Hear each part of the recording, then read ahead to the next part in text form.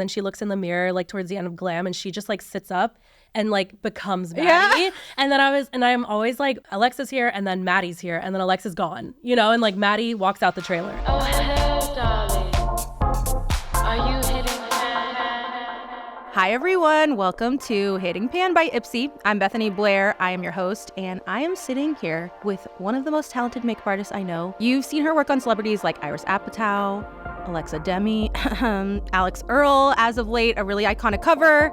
We'll talk about that soon. I have the iconic Alexandra French here with me today. Hi, Alex. How are you? Hi. Thanks for having me. I'm so excited to be here. I'm so excited. So Alex and I, we have worked together at IPSY, but we also follow each other on Instagram and have a love of all things makeup and romanticy. So we will be talking about that very soon. I want you to kind of like go back for our audience and tell us about how you got into makeup to begin with, because we know you now. Like, we see all this gigantic success that you have, but I want to like know how you got there. Yeah.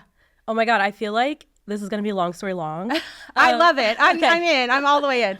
So basically in high school, I spent a year in my senior year of high school in Brazil because I just wanted to get out of Charlotte, and I've always was a painter, whatever. Casual. So, yeah. So I just like, I was sponsored by the Rotary Club, and because I was in Brazil for a year, I ended up studying like calligraphy and printmaking. But I was applying to colleges while I was there, and my computer broke and crashed, and I really wanted to study children's book like illustration. Oh my God. So because my computer crashed, I just like didn't go to college. I ended up not doing it. It completely changed the course of like my whole life. You're like, thank you, Del. No, literally, yeah. So I went home. I worked a lot, like working for like 6 months, saving up all my money. And my mom was like, if you're not going to college, like go, like do something else, but like get out of my house. So I was like, okay. So I went to Europe. I was just like, because I'm from Germany. So I went back to Germany, and then I ended up working on a farm in Portugal because I spoke Portuguese at the time. Yeah, the opposite of what I do now. Like we were making like lavender oil and like rose water and like tea.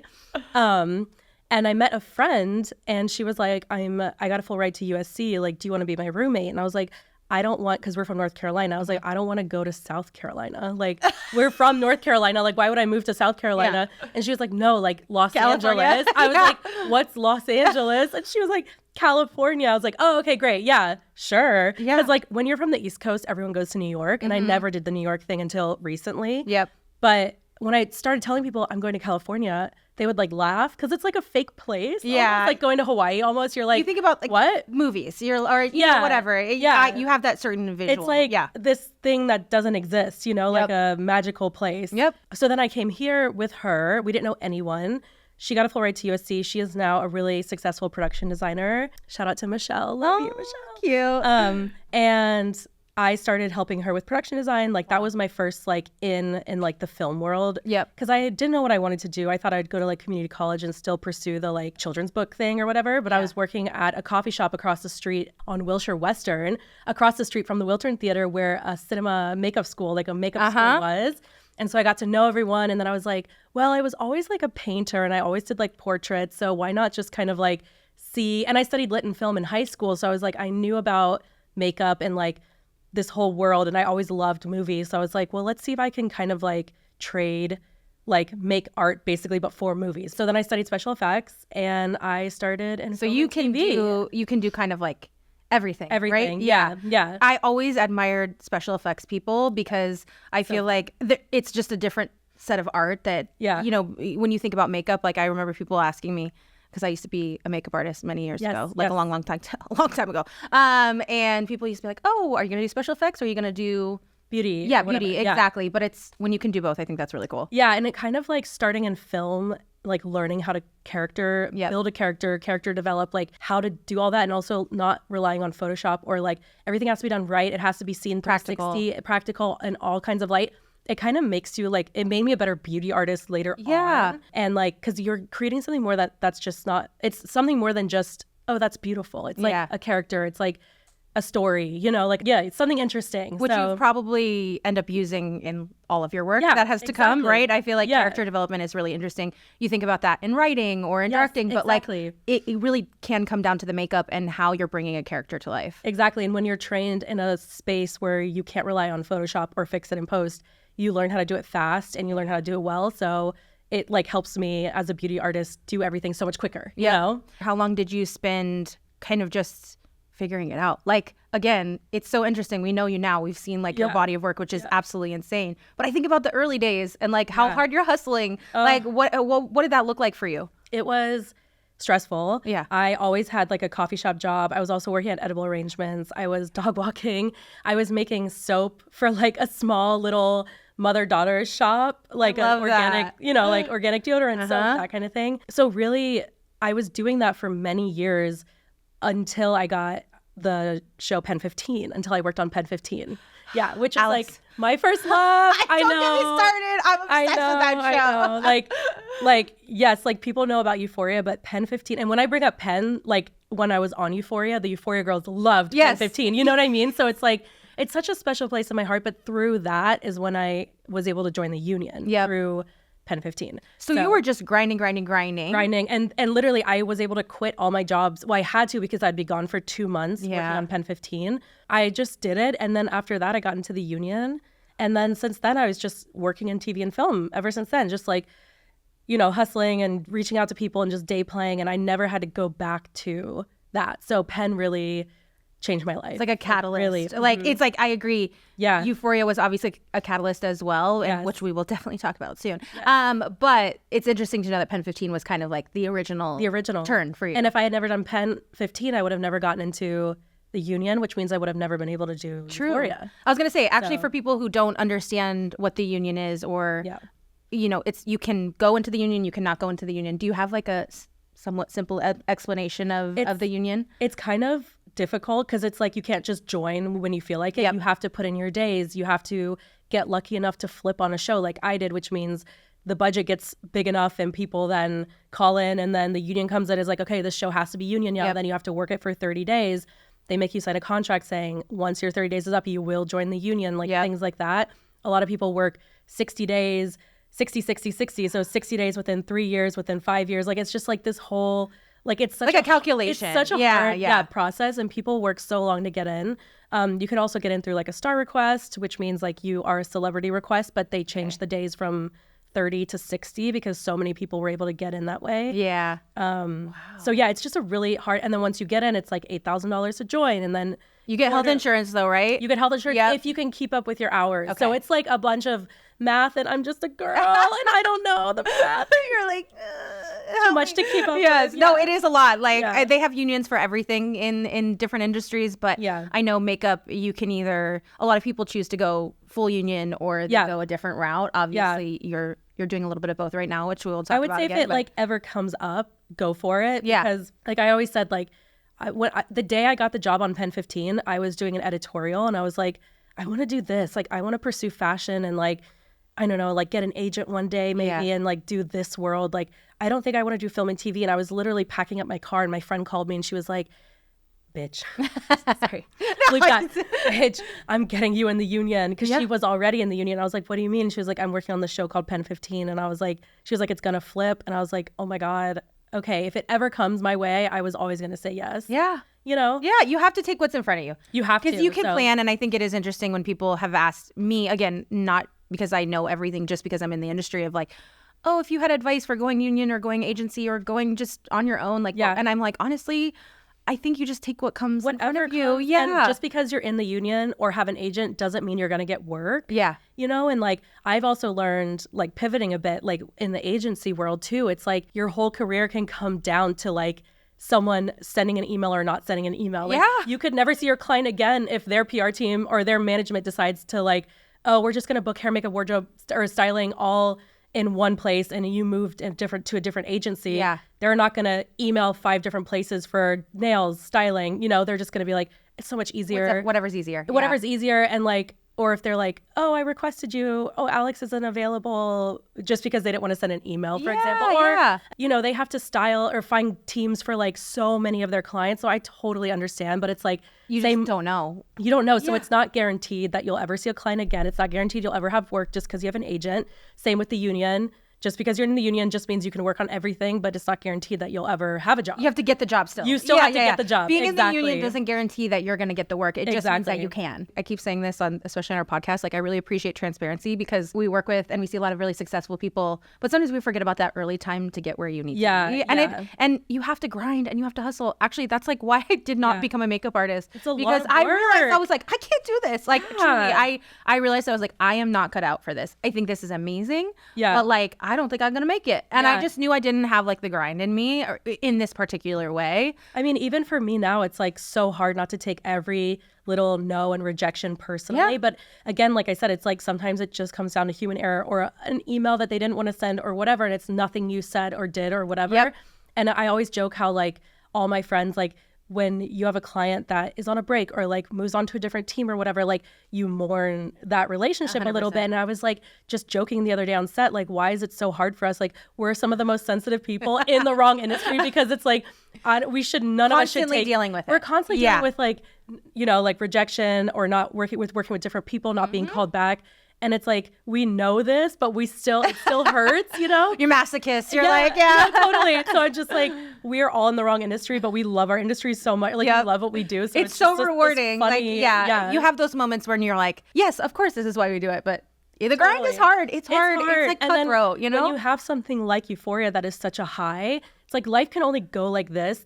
This part sucks. Yeah. And it did go like this at one point. You know, that's everyone. That's just life. It's natural. It's natural. So it's like trying to find that like high again almost in a different way is hard, especially when you're an artist, you know, because we're sensitive and our work is like our worth in a way, even though it shouldn't be. But I mean, but you're putting your heart and soul into what you do, obviously. And like, I feel that I understand what you're saying on the other end, like as a brand, because we connect with so many different people and work with different artists. And I'm like, but I want to hire them all for everything. I know. Because same thing. You're like, you meet so many wonderful people. So I truly understand. Before we move on to the big E, Euphoria, because I have a couple questions for you about that, but we need to just talk about the elephant in the room, which is not Euphoria. It is Romantasy and Sarah J. Maas.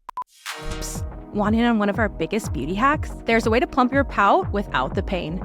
Backed by over 18 years of lip plumping expertise, Buxom Cosmetics has a whole range of plumpers to unleash your inner babe. And the best part?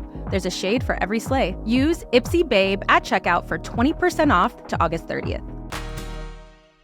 Right now, what are you reading? I'm currently reading Throne of Glass series. Yes. And I am obsessed and I need a show. I need it into a movie. All of it. I need it into like a little animated cartoon thing. I don't know. I want all of it. I will read these books and then I will listen to a podcast dissecting the books. It is so embarrassing. No, it's, once you go in, you're done. You can't find your way out. I'm already mourning the series and I still have like a whole book left. Just wait. Yeah. No, I'm doing the hate tandem. To be that person. I'm doing the tandem read right now, yes. And I have one book left, and I'm already sad. And I've already read ACOTAR. I'm not going to read Crescent City. Don't even come. I heard it was boring. I'm not going to do it. I read the Fourth Wing series. I'm obsessed with all things. Me too. That it's funny when you say I need a movie. I need a show, whatever it could be, I'll take it.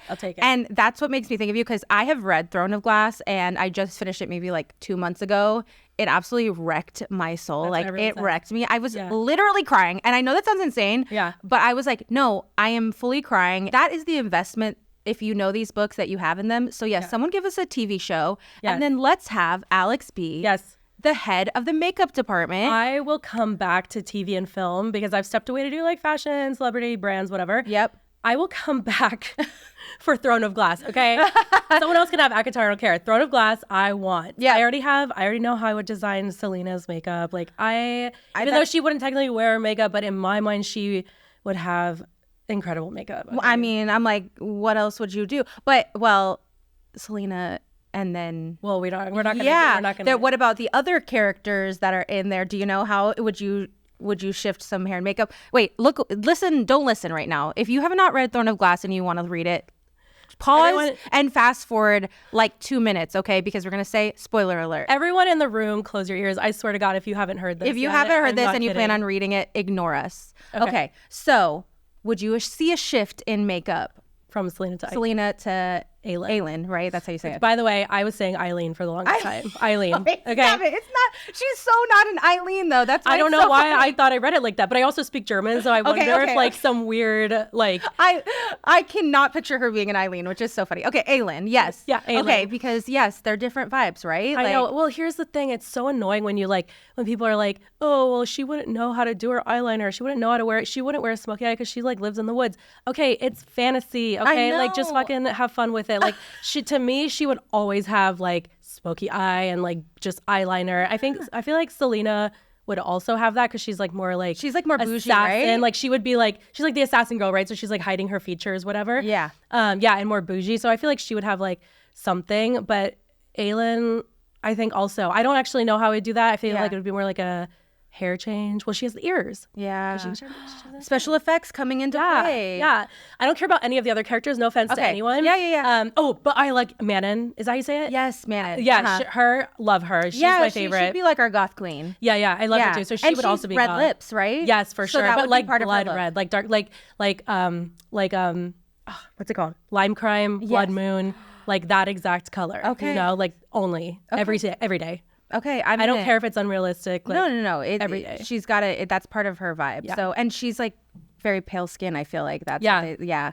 Okay, well, HBO, Netflix, someone hit Alex up so that we can get this Throne of Glass and made into a movie or a series. Or I'll just design the looks because I really don't want to be on set for 9 months straight. Like True.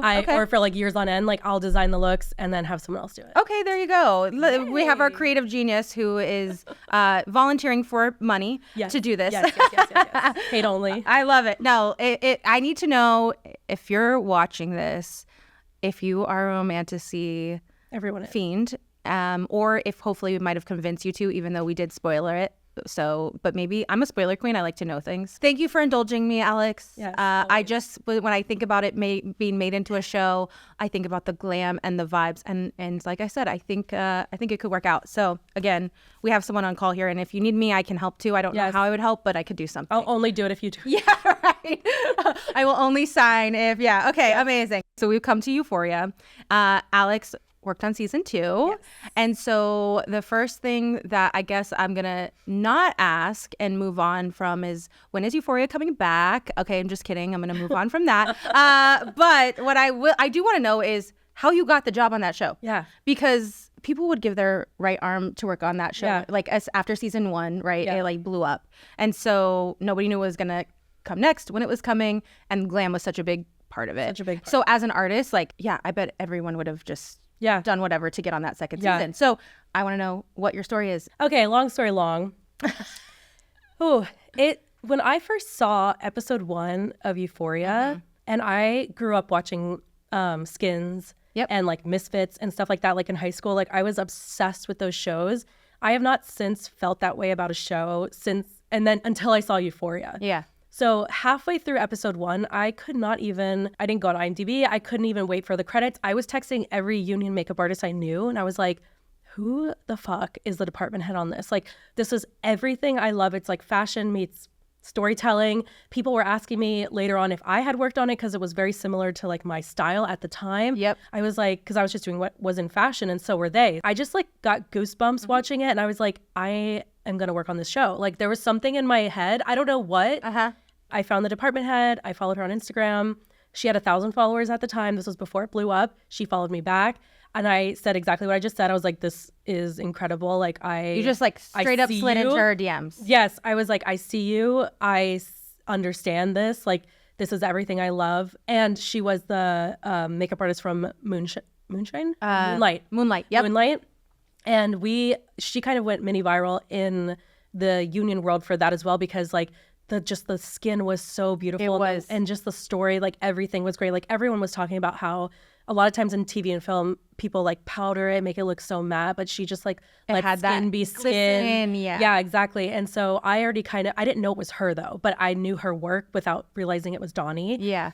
And I was like, can I buy you a coffee? Can I buy you lunch? Like, I would love to talk to you about this because I feel like we're the same. Like, I feel like our brains work the same. Like, I was like, I see you and I love you. And like, please, can I? Anyway, and she was like, oh my God, your work is also amazing, blah, blah. Never got coffee. We never got lunch. Never made it to that. But then like 2 weeks later, she had blown up. Obviously, Euphoria was huge.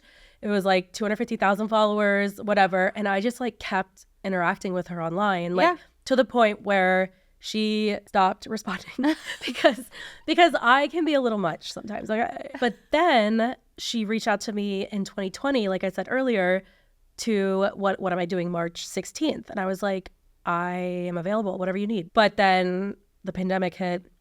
I was ready to leave Pen 15 to go work on Euphoria. I started working on this movie called Don't Worry, Darling. Oh, yeah. Yeah. So right when everyone could come back. So I think it was like October times or something. Yep. And that's when I started seeing like things on like Dimois and stuff, like Euphoria's shooting again. I was like, oh, fuck, I didn't get the job. Like she didn't remember me. Or there was like, probably like a sinking there's something. moment. No, literally, I felt ill. Like literally, like I was like, I just know I'm meant to work on this show. Like I've never felt this way about anything in my life. While we were shooting Don't Worry, Darling, like towards the end, I guess the special episodes came out. So I guess towards the end is, or when they were already done filming. Were the solo ones, right? Yeah, so when they were done filming the solo is when it was coming out that they were filming, but they had already filmed it like during the summer or something. Okay. So then we found out it was like the special episodes, and I was like, great, it's not the So rest season 2 hasn't started yet. So I was like, oh, okay, great. So then I started hearing little like whispers around town that like she is looking for a third. Like she has her assistant department head, and now she's looking for a third.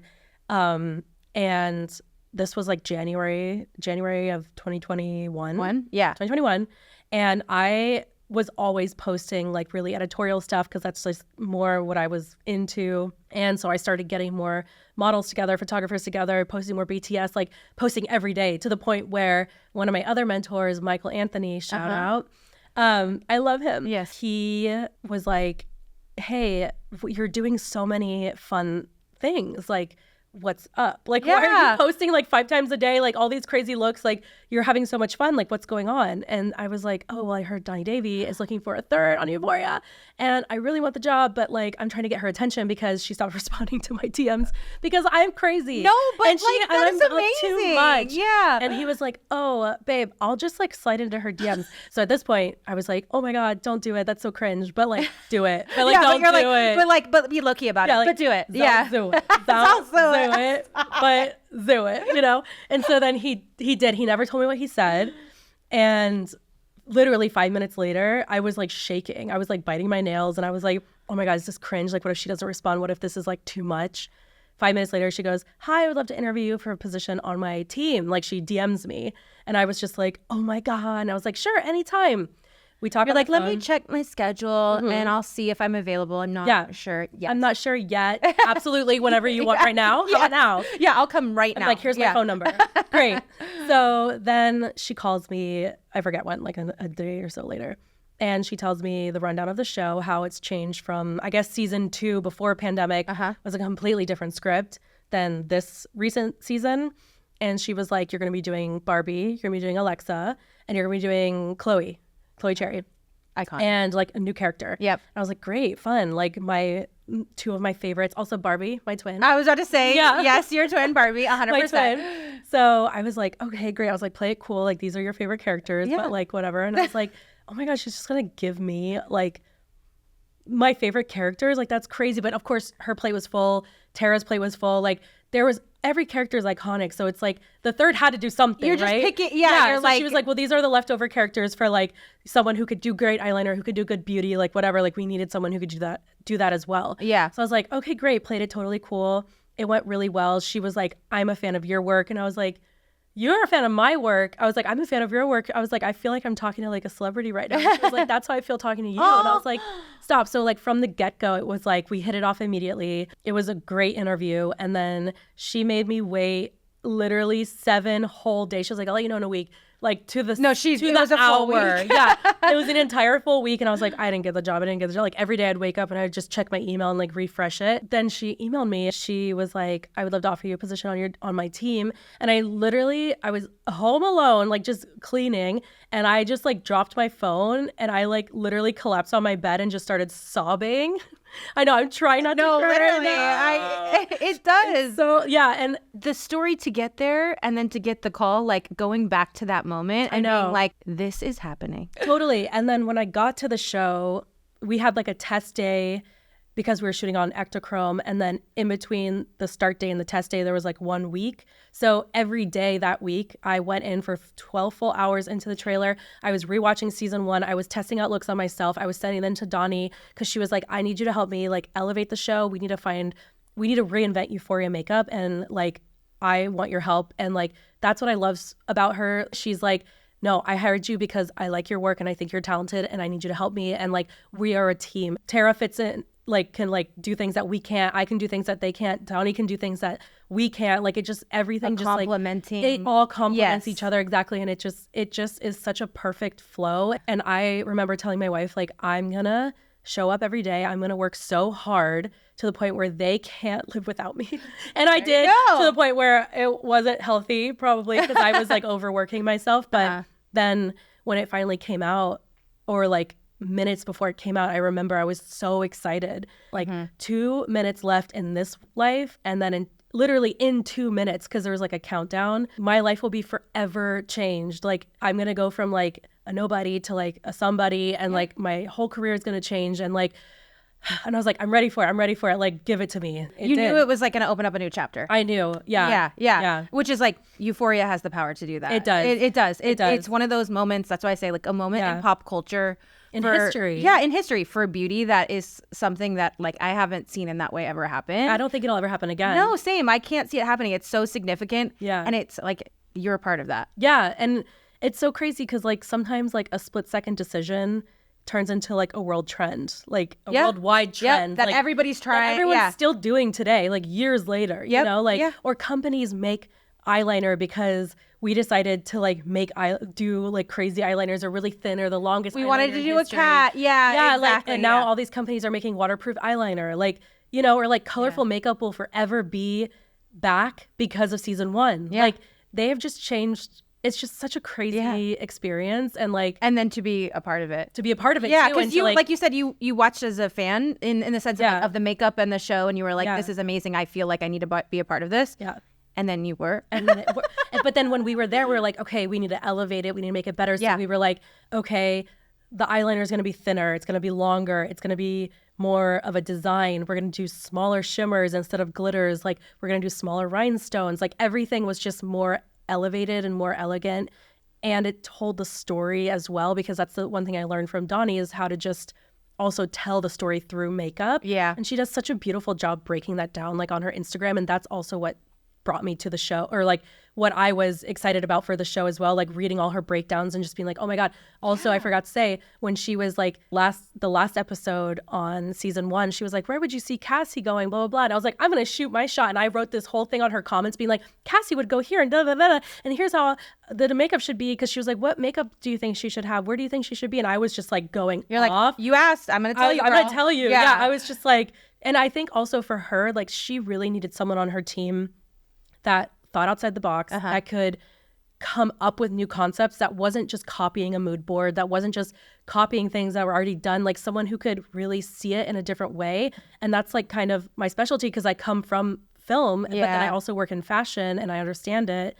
And like the character development. Exactly. And so it was like, I understood how to come up with new concepts and how to make things interesting, and then us together was just like magic, you know? She saw that you could go to that place of like, instead of like, no offense, but someone being like, tell me what to do. Or I could see Cassie wearing, you know, pink eyeshadow because like she's doing more smoky. You're like, no, she's smoking a cigarette outside the bathroom and she's crying and she's about to go to 7-Eleven. You know what I mean? Exactly. You're like going so far with it. No, exactly. You have to be able to like tap into the characters as well when you're creating them. Yeah. And I think she really needed someone on her team too, who was going to be doing beauty like I was, who could execute her visions and my visions, but also bring new ideas to the table. That she could be like, love that, let's do this, let's do that, or take like Alexa's ideas and melt it with Donnie's ideas and then my ideas, and then do it on a face chart, do it on myself, do 1,000 different variations of an idea, and not just be like, oh, okay, well, you asked for purple eyeshadow, so here's just purple eyeshadow. Like, you have to be able to like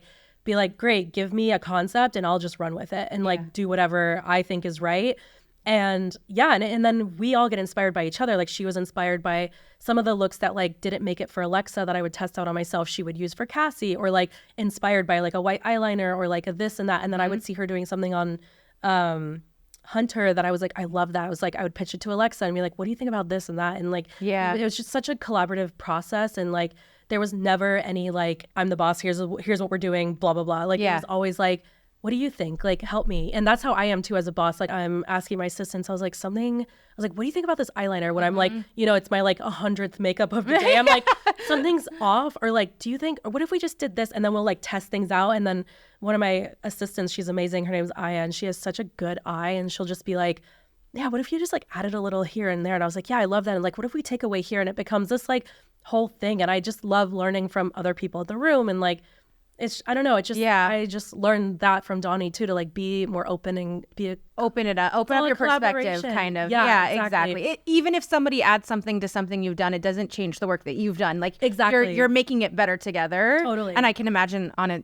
such a big ensemble like Euphoria, you want to make sure that everybody has their own voice, like with the characters. Yeah. And so almost having one person determine everything, it's like almost a disservice to everyone. Yeah, like you want to be able to break it apart and have different perspectives to make sure it's unique to each person. Exactly. I was gonna say you've mentioned a few times working with Alexa and like collaborating with her. Yeah. What was that like working with your actors? Because obviously they're also embodying the character. They have to like be in character to really commit to it, and they're obviously such unique characters. Yeah. So how was it working with them on those looks and like coming up with all the different fun things? Were they like a pretty big part of the process when you guys were collaborating? Absolutely, especially since I wasn't there season 1 and they were like, they have been their character longer than I've been a part of the process. So, and also actors, they tap into that more than like I do, right? Because they become like their character. And like, I will say there was like this really always a special moment, especially with Alexa, where you just like, and I feel like all of the actors a little bit are their characters as well. Like that's why they were casted too, Yeah. But there's always this moment where she's like on her phone, whatever, and then she looks in the mirror like towards the end of Glam, and she just like sits up and like becomes Maddie. Yeah. And then I'm always like, did you see that? Like she literally like there's a moment when like Alexa's here and then Maddie's here and then Alexa's gone, and like Maddie walks out the trailer. Even with Pen 15, I loved seeing the actors look at themselves in the mirror and then become their character and use the makeup as like almost like a mask, like we just put on Maddie, especially when she's in her hair already. She usually does hair first and then we'll do glam and then into styling. And then when they step on set with the world and everything, it just like is so much easier. I don't understand how actors do like green screen acting, because like when you step into these sets, you're just like, wow, this is crazy. It's like this is the bedroom from season 1. You're like, oh my God, it's the bedroom, Seeing it. Yeah. And it is crazy how glam is such a big part of that in the sense that it's kind of like the last thing that goes on, hair, makeup, hair, wardrobe. Yeah. But then like that eyeliner is like what perks her up, right? Like that's when she sees herself and she, like you said, I am Maddie. And that is so interesting to see just how like one look can completely change someone, even to the sense where you see them on a red carpet and you're like, that doesn't look like that person, because you're so used to seeing them as that character. Yeah. And it's literally just makeup and styling that's different. Yeah. You're like, it's the same like, person. Tricks the eye into thinking they look like a different person. Exactly. But the collaborative process was really interesting with her because she is so connected to her character. Like she would bring in, for season 1, she said she would bring in like mood boards, and it was like her idea to do like the rhinestones on the eyebrow, like the famous, like all that stuff, like that was her whole like Maddie, whatever. But for me and her, I would read the script. Obviously, we'd see what she was wearing. And then we would see like what ties in to like, if she was babysitting, she wouldn't do like full glam. She'd do like a little liner, and we would even change her nails for babysitting. She would have like a short nail French tip instead of her long claws, things like that. So I would design something. I would talk to Donnie about it. We would go back and forth on like how to change it, or like what we liked about her, like, oh, what if we did this? Then I would do all kinds of variations on face charts. Then I would do it on myself. I would film it, do photos, because it's so much easier for them to picture it on a face. Yep. Then I would pitch it to Alexa, and sometimes literally I would spend days doing this because they're not in every day, right? So then I'd be like, okay, here's my pitch to you for this, this, and that. And sometimes she'd be like, no, I think for this, like none of this. And I'm like, my face is raw. I'm literally like, oh, okay, from like scrubbing it. I'm like, okay. I think for this, none of this. And she's like, I think maybe it's just like purple, like a soft purple eyeshadow or something. Yeah. And then it's like, okay, great, let's do it. And then I'd be like, okay, great. Like I would never be like, but no, I was just like, okay, whatever. And so then I was like, great, challenge accepted. I would pull out every single purple we would have in that trailer, our little Sephora trailer. Yep. I would swatch everything with her. We would go through it and I'd just be like, what do you think about this? We would layer so many different things and we would make a custom color for her every time. Every shade she wears is custom. Yeah, and it became that. But like for the New Year's look, I was like, in my head, I was like, this is the first time we see her back from season 1. Like the first time we see these girls back. The party, yeah. And so I was like, there's something, I don't know what, but I was like, it needs to be silver, it needs to be glittery, and it needs to be this like snatch. And that was the only look of the whole season that I fully, like from concept, like I designed it and it was like from my head to the paper to my face, like showing everyone. Donnie didn't have notes. I think she was like more silver or like more sparkly. Alexa didn't have notes. She was like, great. And I was like, oh my God, this is the first time we see her back and no notes. They all loved it. And I was like, it's a moment. Wow, this is my first. And we shot that like halfway through. Okay. But still, it was like, it was always the look that I was thinking of because it was the first opening scene. So I was just like, this is the first thing people are going to see. And this is and my work. I got and to this is my design moment. it. Yeah. Yes. And I got to, it was my idea basically. And then my boss approved of it. She approved of it. And there were no changes, no notes. And I was just like, oh my God, maybe I am good at my job. No, that's surreal. No, it the felt whole so thing is good. surreal. Like, yeah. I was like, wait, okay, this is fun. I mean, like, no wonder like 2 minutes up to the countdown of it going live, you were like, this is about to change my life. No, you know, literally. you're about to see that. Yeah. You're replaying the whole season of like how you, I mean, the prep that goes into it is like mind blowing. It's insane. Because I think when people think of doing makeup, like a normal person, they may think of, oh, it's just the process of when they sit down in the chair and making decisions and how to glam them and where. You're like, no, it was every look had so much thought and work and testing put into it. Like even just hearing that you might have come up with something and it just completely went away. Yeah, you know, the time that went into it. It's like that's why it was so significant though, is because the work was put in. To be honest with you, like no wonder everything was fit. Chef's kiss was because like you guys really put a lot of time into making it that way. And thought. And also people don't realize we shot that New Year's scene for like 3 weeks straight.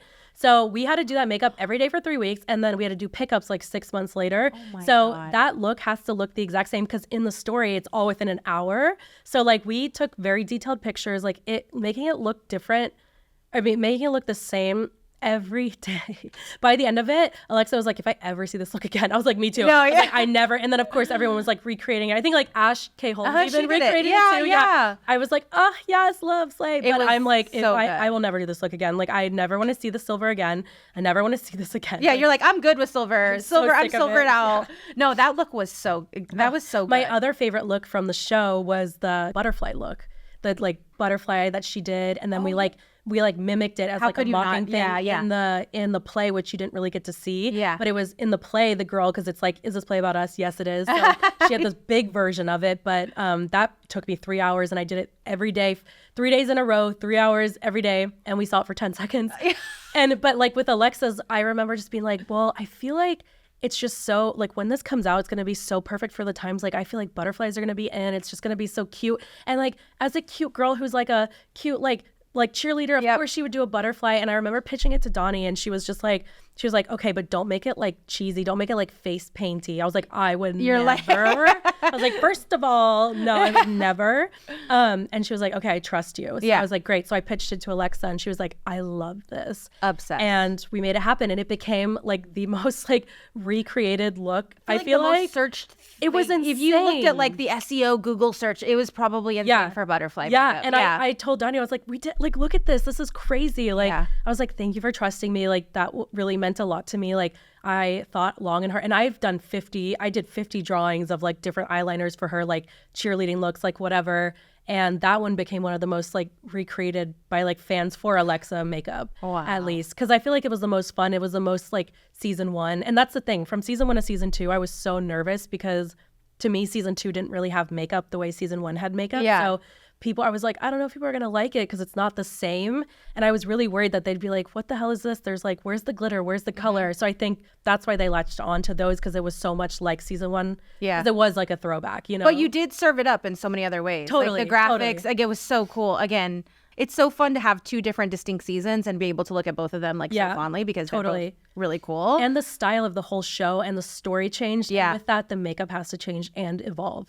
Yeah, So- no, I want to rewatch now. Honestly, Yeah, now that I've come on. talked to you and like hearing background, I like, when you're watching it for the first time, you're so into it. But now I want to rewatch and like pay more closer attention to the glam and just see all the different touches that you guys did. It's really cool. Yeah. Okay. So it's like everybody, we're gonna stop recording now. When is Euphoria coming back? Oh. I'm just kidding, Alex. I'm kidding. I feel like you guys know more than I know. Okay. Or Okay. like I know this as much as you guys know, but I stepped away from the show. News. I know. Okay. It was a really hard decision, but I have like a life career, right yeah. now, and like I would have to turn down so much, and I just work with so many different brands and celebrities, and I would probably killing lose all it. my clients. It's just like a hard thing to step away from, but I'm very loyal, and I feel like I'm almost like I felt Donnie and I had like a 3-hour phone call about this because I was just like I felt like I like to finish things, and I felt like I was stepping away without finishing it, and but I was just like I have to put myself first and just kind of like put my career first, and like my career has changed so much since the show came out, and I just really have to follow a path to New York and like really be more like bi-coastal, and I really want to work in fashion and design like fashion like runway shows, and like don't really want to work in TV and film anymore. And she was like, I totally understand. I think like coming back would be just like you would just be missing out on all the fashion stuff that you wanted to do. And she was like, I respect that 100%. Yeah, I mean, I was like, I will support you forever, and if you ever need extra hands, during slow season or whatever, I'm happy to help out. But she's changed my life so much. Anytime she calls me, I run. I'm always helping her. We just did Coachella together. I saw that. I was gonna say the work that you guys did at Coachella was insane. Yeah. And I help her with her brand so much, and I told my agents too. I was like, anytime Donnie calls me, I'll be there for her. So 100%. I love that. I mean, you guys made something beautiful together, and like you said, she changed your life. I can tell you'll never forget that moment. Never. Like you can relive it in the moment right now, even with tears in your eyes, which I think is so beautiful. So I love that. But you've been killing it. Like I've seen you going to New York. You're working, like you said, with Maybelline. Yes. Tons of celebrities. You did our Pat McGrath campaign, and you absolutely slayed it. It was so good. So I'm excited to see like everything that's coming out for you. Is there anything to look forward to? Any glam that you have that you're like really excited about? I am forever fixated on the Alex Earl glam that you did. Oh, love her. For Flaunt magazine. Like truly. Love her. So like that for me when you did that, I think I messaged you. I was like, this is crazy. Like it's so good. The bleach brow. Yes, I'm really lucky with my clients because I don't do a lot of red carpets, but they always bring me when they want to do something fun. Like I work with Emma Chamberlain a lot. Yes. And we always do the craziest stuff. Like she hires me when she wants to bleach her brows and like have fun. And I'm always like, I'm okay if I see my girls like once a year and just it's iconic. Like I'd rather do that and just do my little other things on the side, or even if it's an editorial like Alex Earl, like I don't think I'll work with her for a commercial or like for anything else, but for like a cool campaign or like a cool cover. Like we got to bleach her brows. She's never worn color on her eyes, which I didn't realize. The blue, oh my God. I didn't realize. She was like, no one's ever put color in my eyes. I was like, girl, what? I didn't even know. So like I feel really lucky that I get to have these moments with these girls and just have so much fun. But coming out, I don't know, honestly. Well, I don't know. Guess what? Here's the fun part. All they need to do is follow you on social because you're constantly posting so many fun looks, even on yourself. Like I've gotten so many like your smoky eyeliner tip on the inner corner with that. Liner, and if you don't know what it is, you need to follow her. So she always shares all of her amazing work on her socials. Alexandra French. Yes. We'll put it so, but Alexandra French, the most chic name ever. And yeah, make sure you guys watch all of her content.